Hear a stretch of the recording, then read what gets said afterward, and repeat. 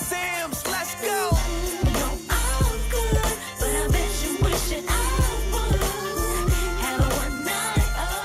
Hello everyone, it's your girl Miracle Sims and you're watching the GSL Talk Show. Tonight we're going to be chatting with Pastor Kelly DuPee and he's going to be telling us how to turn it up, so stay tuned.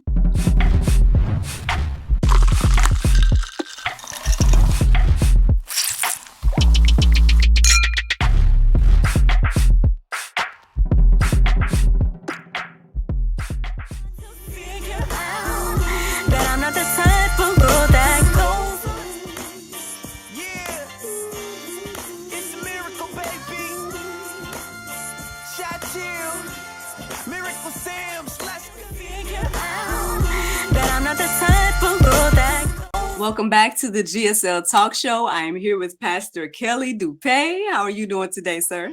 Really good. Very excited to be here with you, Miracle.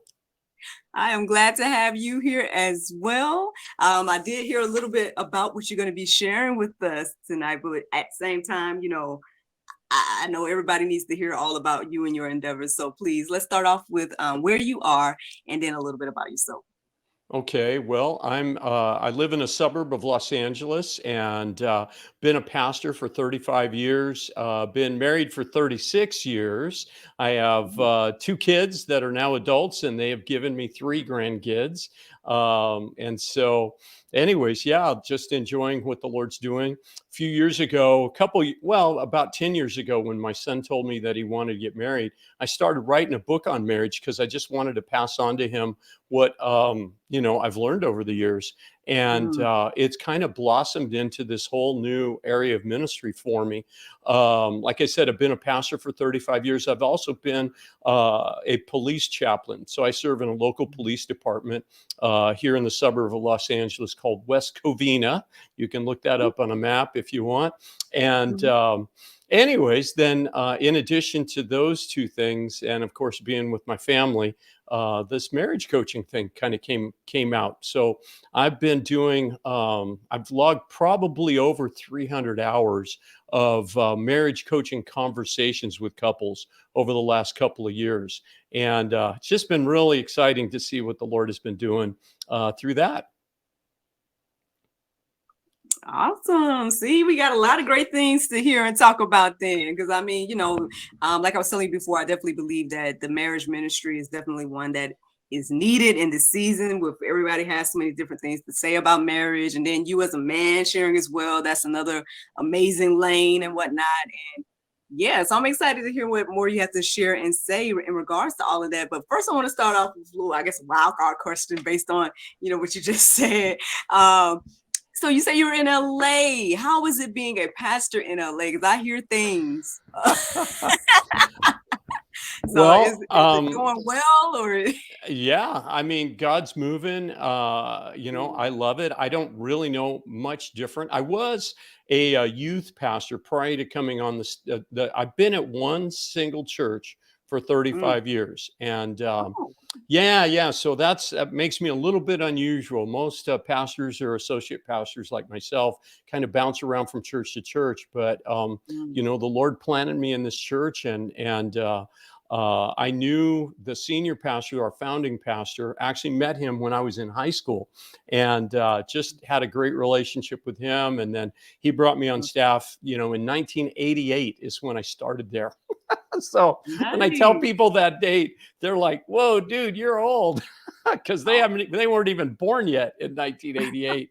But anyways, and then so I was a youth pastor prior to that in the Bay Area.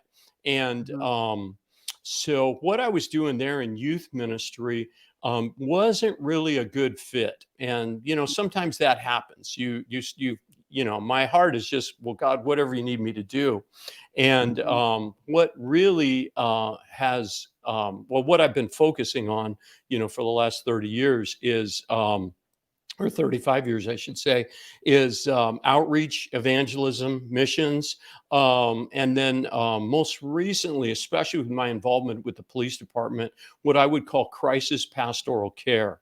So it's Mm, reaching out to people in pain, mm, funerals, then I get to do the occasional wedding and do premarital counseling, and then of course the marriage coaching. But mm, yeah, God has really opened up and given me a lot of experience, and what I've learned by doing it and then just studied, helping people through grief and dealing with different really what shall we say, painful, traumatic, maybe is a better word, situations in life.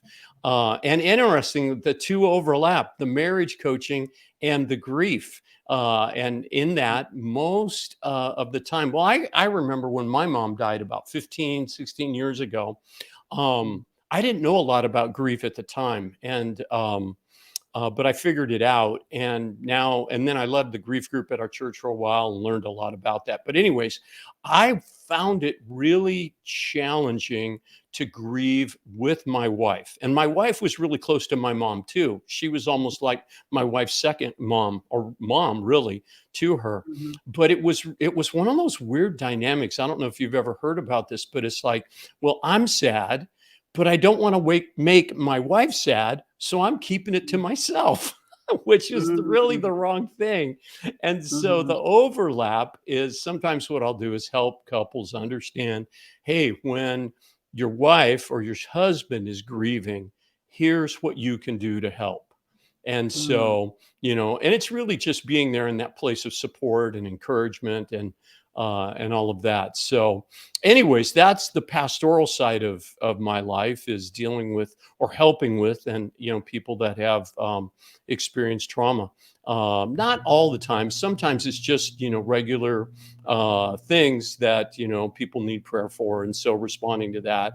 So when somebody says I need to talk to a pastor, I'm the guy that gets the phone call at our church, and I love doing that. Well, that's awesome. I'm glad that have been, I guess, so involved in the ministry where you are and things of that nature and in a variety of ways and whatnot. So it sounds like some good things are going. Okay. Uh, I've actually been seeing some things about maybe even like revival of some sort taking place where people are kind of like worshiping in different areas in California and whatnot as well. I mean, something's happening there, and I'm glad that you're part of that movement and whatnot. So, thank you for sharing. So, let's go ahead and get into the marriage and the ministry and everything that's come from it. So, did it kind of kick off when it came to the grief aspect? I know you also mentioned about your son being married and that kind of spearheading things in a way as well. So, I mean, and now it's like your life in some way, with all the ministry work you're doing now with the coaching and whatnot. So, tell tell us what led you to this path of marriage and focusing on this subject. Oh, gladly. So, yeah, about 10 years ago, like I said, I started writing this book. It really started the day after my son said, I'm getting married.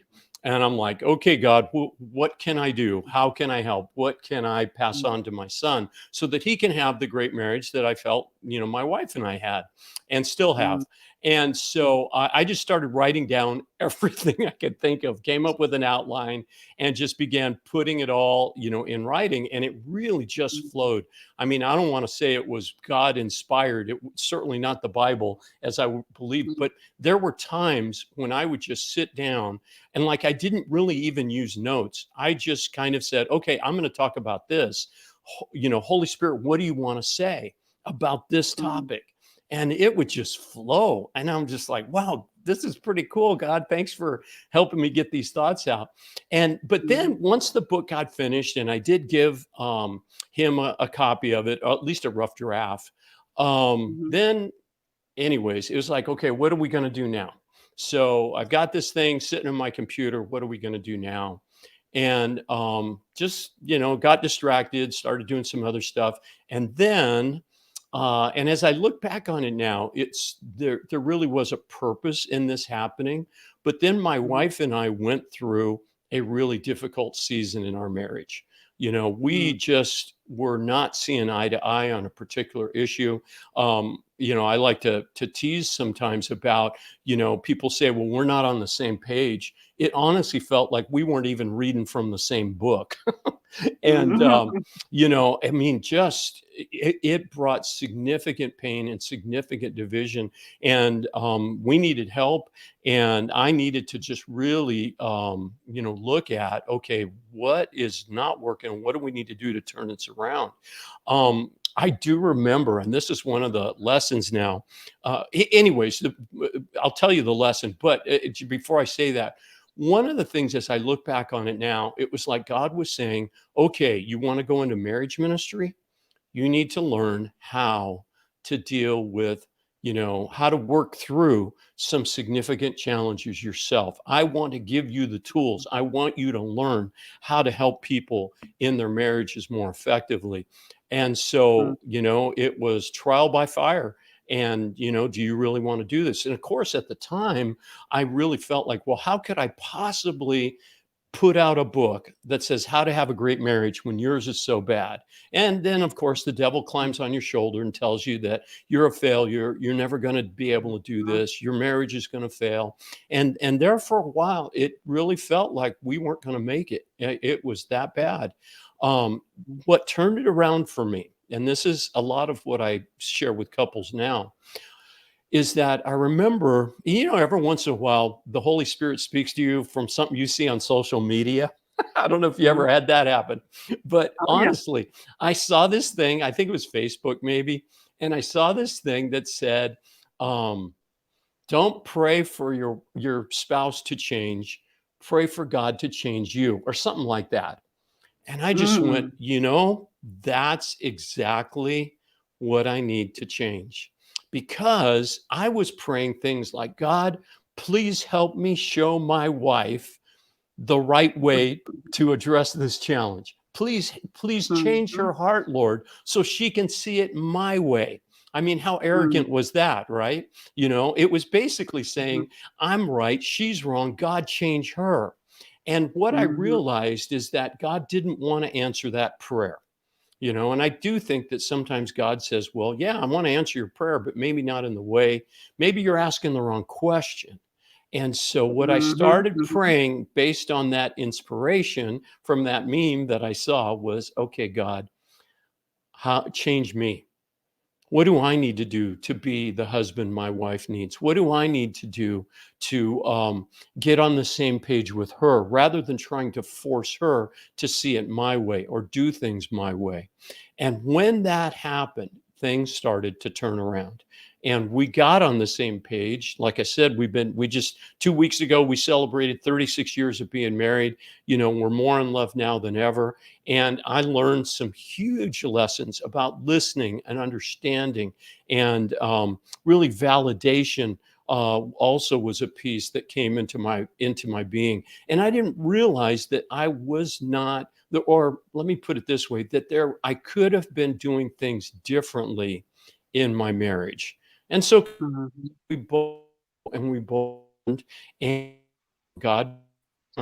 I remember one day I was walking through my house just praying, God, I don't know how to do this. I need some help. God, how do we solve a problem that seems unsolvable? And I remember the Lord speaking to me as I was walking by a bookcase, and it was like God was saying, there. And you know how you buy a book? I don't recommend this, but you buy a book and you don't really read it. You just kind of glance at it and then put it on the shelf. Well, there was this book on Mhm. my bookcase called Seven Principles for Making a Marriage Work by a guy named John Gottman. And the Holy Spirit said, look at that book now. And I did. Mhm. I pulled it off the Mhm. shelf, I opened it, and I looked at the table of contents, and I don't remember what chapter it was, but sure enough, the chapter title was How to Solve a Problem That Seems Unsolvable. And I Wow. went, Wow. okay, God, Thank you. And I'd read the chapter and then I ended up reading the whole book. And it was like, okay, God, I need you to show me. And he was giving me the answers. And I think he'll do that certainly through, professionals. We were seeing a therapist at the time. And there is a difference between marriage therapy and marriage coaching. And I can tell you about that, what I provide. But we needed help and we needed input. We needed to do things differently. I'm convinced that marriage is a learned skill. In other words, we often think about marriage as just sort of like, well, we're in love, everything will be great, no problems here, let's just go for it, have fun.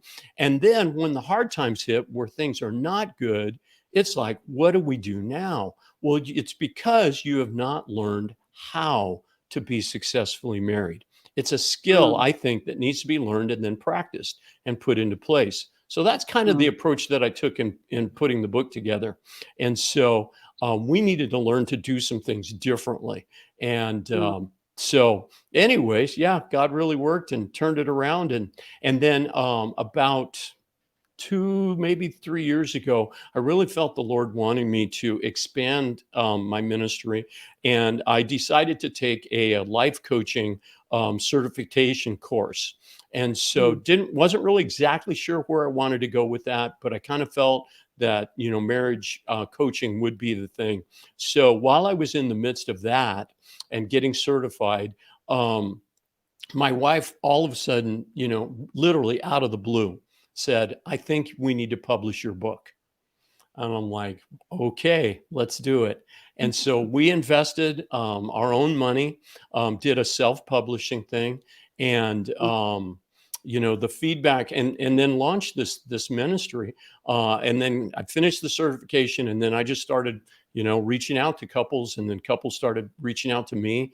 Marriage coaching is different. What I provide is a little bit more skill training and feedback and input. So therapy has a place, and I believe in therapy, or kind of what you would call, seeing a professional therapist or counselor. A lot of what a therapist provides, from my perspective, and some may disagree with me, but a lot of what I've experienced, as well as what I've learned from talking to other therapists, is that therapy takes a little bit more of a kind of a long-term view. Let's talk about your childhood traumas. Let's talk about, ingrained habit patterns or lies that you tell yourself or past hurts. And so they deal with a lot of that. It's a much more of a medical model, and there's definitely a place for that, and there's a great need for that. Sometimes, though, I've found that what a couple needs is they just need to learn how to communicate. That's kind of what I do. Just like, well, let's talk about what's working and what's not. And let me tell you another way you could do that. Let me explain. Here's another technique, if you will, or skill that if you start using this, it's going to change things, the dynamic in your marriage. And I've seen a great amount of success in that. And sometimes couples do both. They do therapy with someone else. I'm not a trained therapist, although my bachelor's degree is in psychology, but I'm not trained. I'm not licensed. I've read quite a bit and applied quite a bit of it. So I'm not against psychology by any means. Although I am coming at it from a faith perspective of, okay, well, let's look at what the Bible has to say. What does God want to do? Let's allow the Holy Spirit to guide us as we, talk about your marriage and, kind of get you guys on the right track. And then, like I say, it's kind of giving, in some ways, it's like if you wanted to learn to be, I don't know if you're into sports, but if you wanted to be a better golfer, let's say, or a better tennis player, you're going to go and take lessons. And then the coach is going to watch you, hit the golf ball. And then he or she is going to say, hey, make this adjustment. Try it this way. Let me show you another way. And then they watch you do it. And it's like, yeah, okay, keep it up, keep practicing. Let's get this skill locked in. And so it's a little bit kind of like that in the coaching conversations that I have. Although I tell everybody up front, I'm not here to tell you what to do. I am here to just give you some feedback and maybe help you, see. And then if you need some tools, be glad to teach those to you. But this is really up to you to put it into practice. So what do you think? I mean, I think you're right on it. I think I've probably experienced a thing or two, like you said, like the different things where, for example, going through the thing, right? Before actually helping others with it and everything like that. And then in the midst of your struggle, not the different things that are feeding you, in those seasons, whether it's the social media post or the book or, those divine moments that can only be divine, you know. So yeah, I can definitely resonate with a lot of the things you're saying. I think I went through a journey. Well, I know I went through a journey with my single life, and it's very similar in that regard because I was writing my story. I was like, okay, like, well, these are things I'm learning, and I'll share these things to hope that help people live successfully single. And I realized that yeah, this is more of something else rather than a play-by-play of what to do per se. But yeah, anyway, yeah, basically I can resonate with a lot of those things you just shared. And so I'm glad that you and your wife stuck it out. I'm glad that you guys have reached the amazing amount of years that you all been together thus far. And obviously the fruit, I mean, her speaking into your life to say, hey, let's publish the book, like all those are amazing things that again, I say again, God divined things and whatnot, even down to the coaching and whatnot as well, because that's one thing I will say that is a good thing or benefit to have faith-based people to help you and coach you during certain things, because a lot of times, again, I feel like a lot of the issues in life comes from like taking God out of situations, and then it's like, well, of course you're gonna have trouble then. So yeah, I mean, it's great to have, at least not taking away from the health and mental and all that side either, but also making sure that spiritual is incorporated. I think that's a great thing. So awesome. So how is it going with the clients? Like, I mean, now that you've embarked on this journey and whatnot, like Yeah. what's the feedback thus far? Well, it's been really positive. Let me just piggyback on something you just said, taking God out of the situation. One of the questions that I first ask couples when we get started is, what do you want? Okay. Because if somebody's checked out, there's not really a whole lot I can do to help them. Okay. Because they're already out the door. They just haven't, filed yet. Or maybe they haven't separated, but they've emotionally checked out, which is, really sad when that happens. Mhm. I always hope, by the way, couples call me before they get to that point. When things start going south, you know what? Get help sooner than later. Don't wait. It's not going to get better on its own. If you're struggling, reach out now. But Mhm. first question is usually, hey, tell me what you want. Well, we want to communicate better. Okay, good. Well, tell me what's going on in your communication now. And they'll explain some things, and then we get angry and we start yelling and cussing and all this other stuff. Mhm. Well, tell me, what you want. And usually it goes back to, I want to be close. I want to communicate better. I want to resolve issues together, stuff like that. And then I'll ask this question: what do you think God wants in your marriage? And that is I mean, it just getting them to think about, you mean God has a plan for my marriage? Yes, absolutely. He created you, he loves you. He doesn't want you to get hurt. And believe me, divorce is not God's plan. There are, some occasions where it is, appropriate, but, so I'm not anti-divorce by any means, but I think it should be after all other attempts have been, exhausted. And then I guess too, in a case like abuse or abandonment or, adultery, I mean, there are some biblical grounds. So please understand, I'm not against that. But the Bible says God hates divorce. Now, he hates what it does for people because he loves us so much. He doesn't hate to, by the way, divorce people. So if you're listening to this and you're divorced, please don't misunderstand me. He loves you and he has a plan for your life. And but what does God want? Well, God wants to see you resolve those issues. He wants to see you successfully married. And I bring them to Genesis 2:24, where God says, for this reason, a man would leave his father and mother and be united to his wife, and the two will become one flesh. By the way, Miracle, did you know that's in the Bible 5 different times? That Mm. same verse is in Genesis, and then Jesus said it, I think, once or twice. It's in the Gospels, and then Paul brings it up again in his writings. So 5 different Mhm. times God put that verse in one form or another, but it's really close. You can tell that they're quoting the same verse out of Genesis. So God does want marriages to be successful. And when I can get a couple to see that, it's like, you know what? Let's invite God into this. Let's allow the Mhm. Holy Spirit to show us what needs to change, what needs to be adjusted, what you need to learn, and really encouraging them to bring that aspect in, if they're open to it. And every once in a while, I'll get somebody that might be a little less open to that than, or one person in a marriage is a little bit less open to that, but at least they're open to hearing about it, which is really, all I'm asking. Just consider it. And Mhm. I think, to answer your question, God has been blessing this and using this. Some of the feedback I get, it's just been encouraging.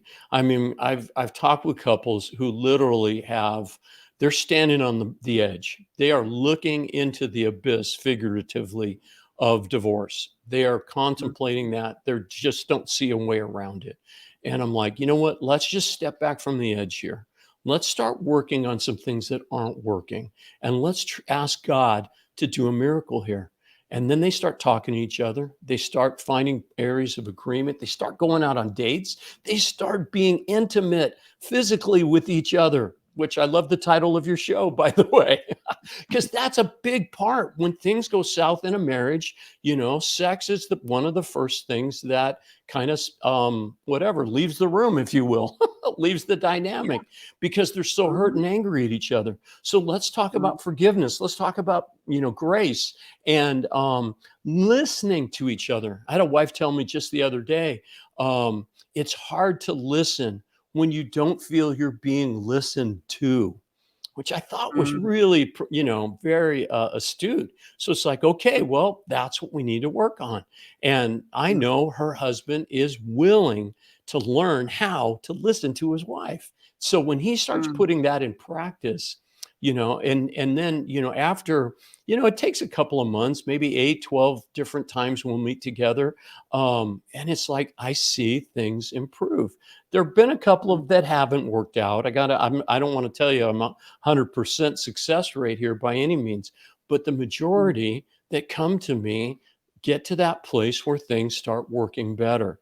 And I'm just really, really encouraged, because, and I'll tell you, one of the reasons why is that I think about their kids. I think about the Mhm. kids in the marriage, and that's one of the, hey, how long you been married, and do you guys have any kids, and how old are the kids, and especially if they're under 10.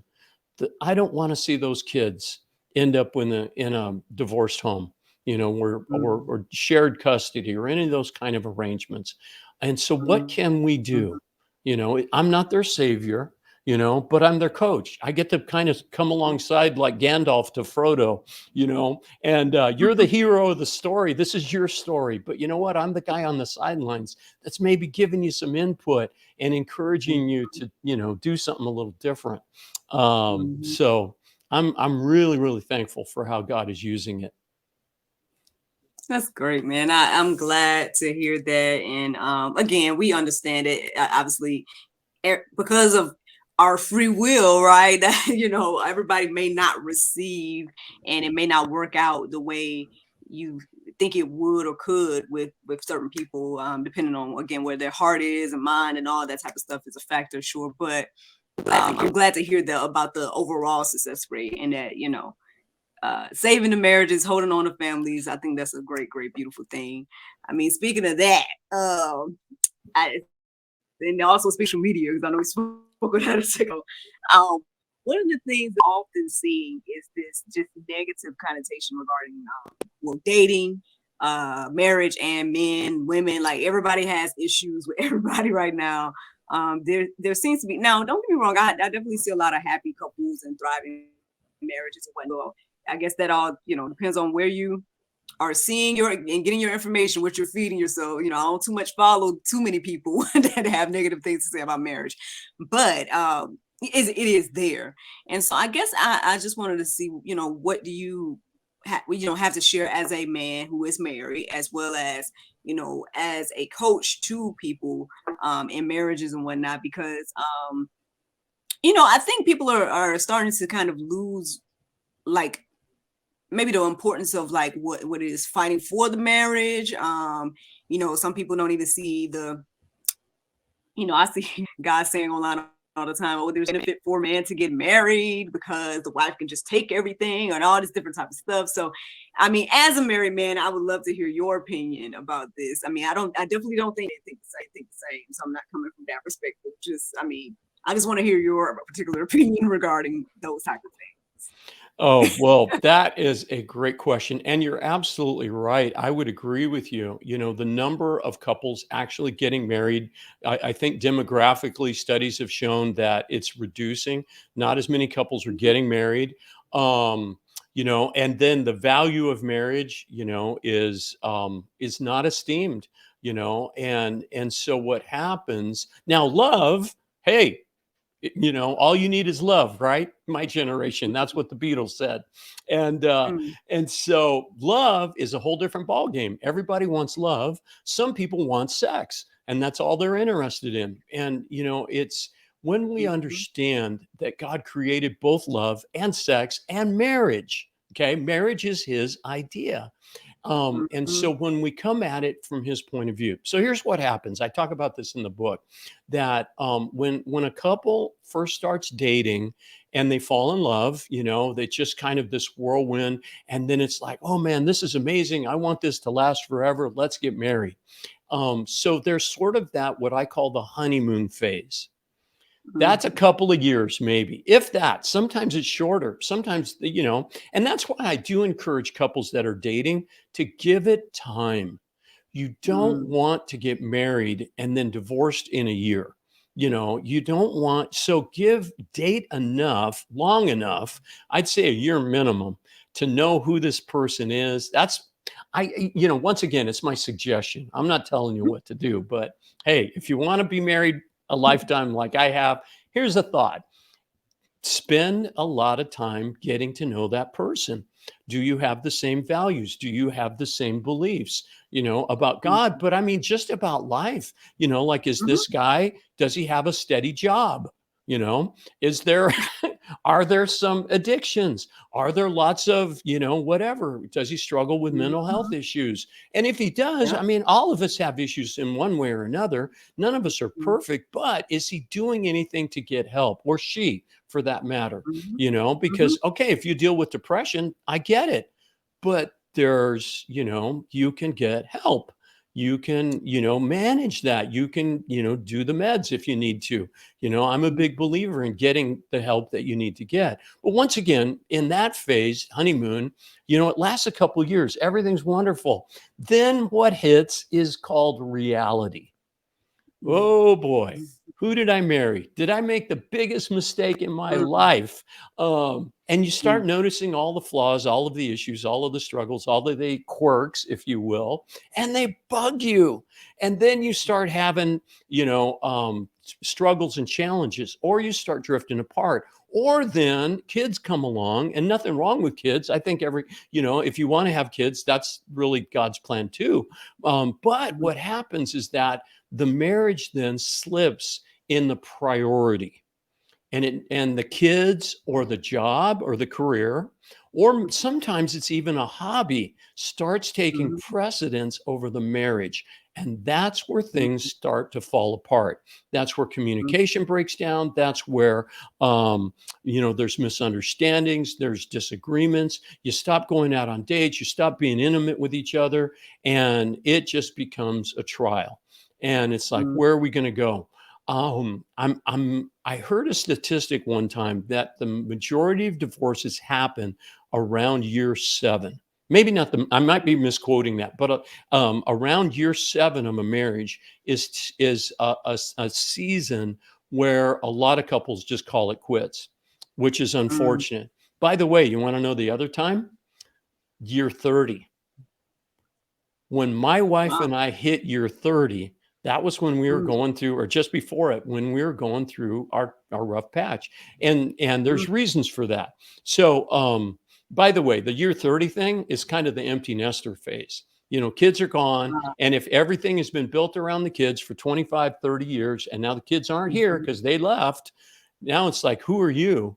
And I don't like you anymore, because there's nothing, you never built anything into your relationship over those years. So then that's when another time frame or window when a lot of couples call it quits. But to get back to your point, when you recognize that God's plan for you is to work this out. So you got to come with humility. You got to come with a heart of surrender and say, God, I want to do this your way. Show me, Lord, what to do differently, like I had to do, and teach me how to be the best husband. Where do we need to go for help? What kind of help do we need? What do we need to learn to do differently? How can we rebuild our connection or reestablish, the priority of our marriage?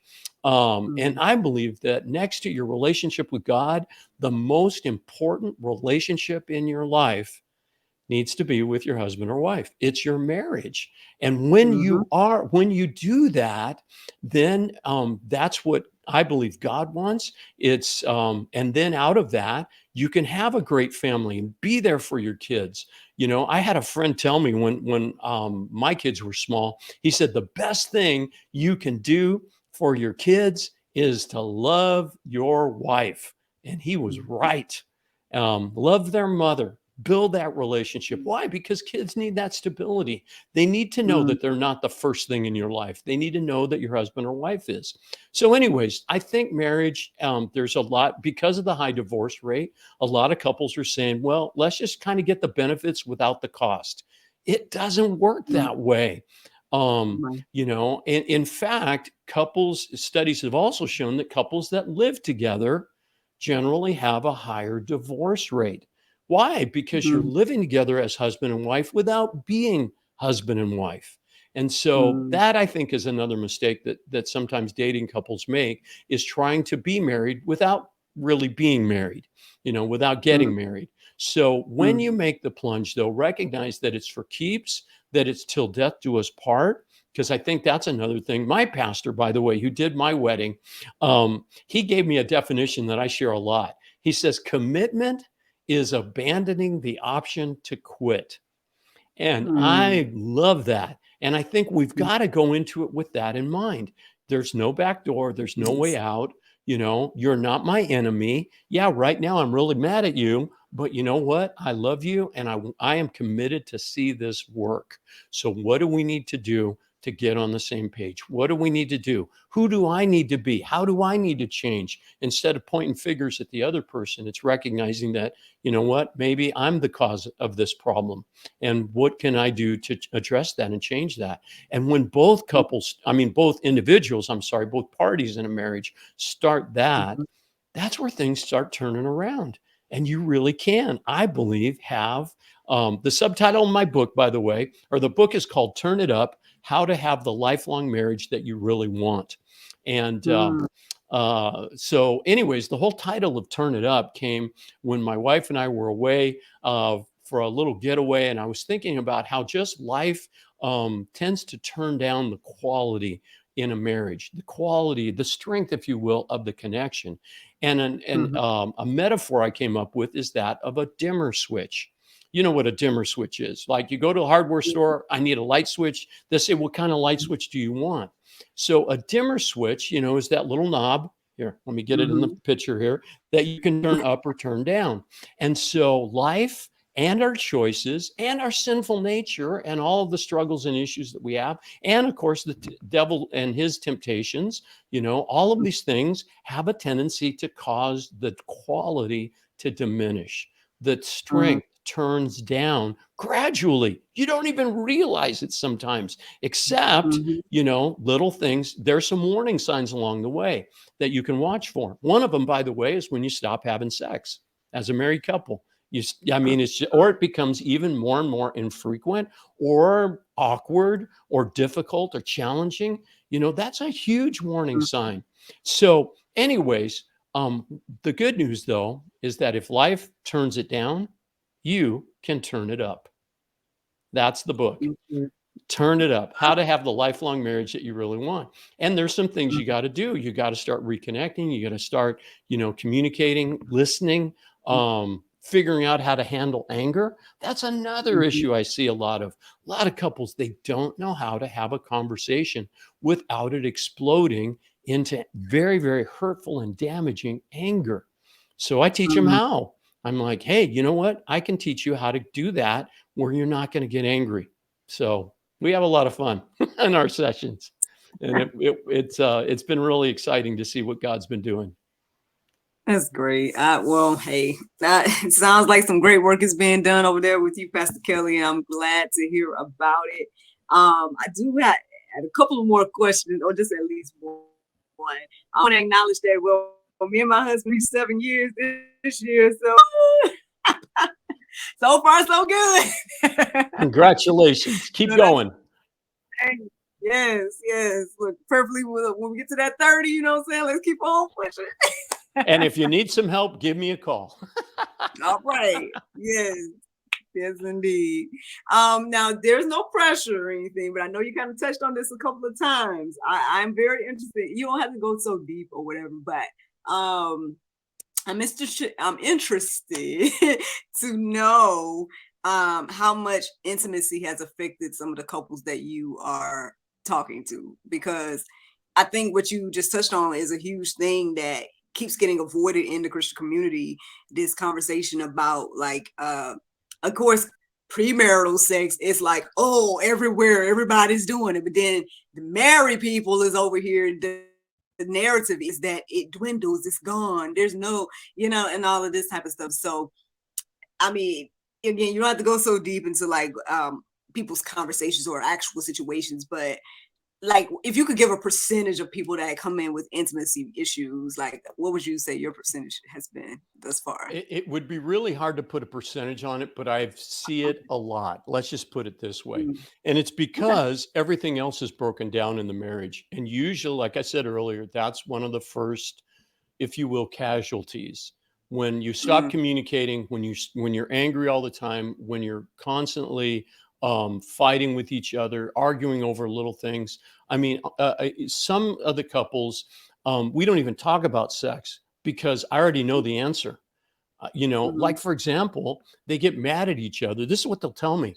They get mad at each other, and then it's like weeks that they don't even talk, except for like, hey, can you go to the store and get some milk? Little stuff like that. Maybe they'll, but they don't really have any connection. So of course, they're not being intimate sexually. It just, I don't even have to ask because I know it's not happening and I don't want to bring up a painful subject. So it's like, let's stop this insanity and let's start working on healing things and getting you guys to talk together. Usually the first thing that I try to get them to do, by the way, is go out on dates because that's stopped as well. And then they have all these issues and all these, reasons why we can't go out and all this stuff. And I said, you know what? Figure it out. Make it work. That's what grandparents are for. We love it, by the way, when our kids call us up and say, hey, can you watch, my grandson's name is Maverick. Can you watch Maverick so that we can go out? Absolutely. So anyways, my point is that let's take baby steps. And maybe the first baby step is, go for a walk around the block. Push the kid in a stroller if they're that age, but just start doing something together. And then from there, then usually, or I shouldn't say usually, but then as things improve, then one of the things is, okay, how about being intimate? How's that going for you guys? And absolutely, I agree, and I think one of the mistakes that couples make is to ignore the sexual component that God created and gave to us. So when things get help if you need it, also recognize the importance of being intimate. Schedule it, make it a habit. We do this, every week. Don't let it be once a month. Don't let it be, don't let it degrade because we, how do I want to say it? When a couple's dating, they put too much emphasis on it, and that's unhealthy because, it's not. God wants sex within the context of a lifelong commitment, is the way He created it. So prior to marriage, no, it's not inappropriate. It's hurtful, I think, because it forms a bond you're not ready to have. But then after marriage, it's vitally important. We need to encourage couples to have sex. And I am so glad you're doing that with your show, because you know what? If it's not working for you, if you're having a hard time with this, the red light should be flashing inside your head, warning something's wrong. And if it's something wrong, then do something about it. Turn this ship around, figure out how, and if you need to see, somebody that specializes in that, and helps you through those, maybe there's been abuse, maybe you're raped, and because of that, there's just this fear, of sexual intimacy. Well, okay. Let's bring it to the Lord and let's let God heal that through appropriate interventions and help. And a trained therapist in that area can provide that. And I think part of it is that we need to understand that the help really is going to help, because sometimes we think that it's not going to help, but it can.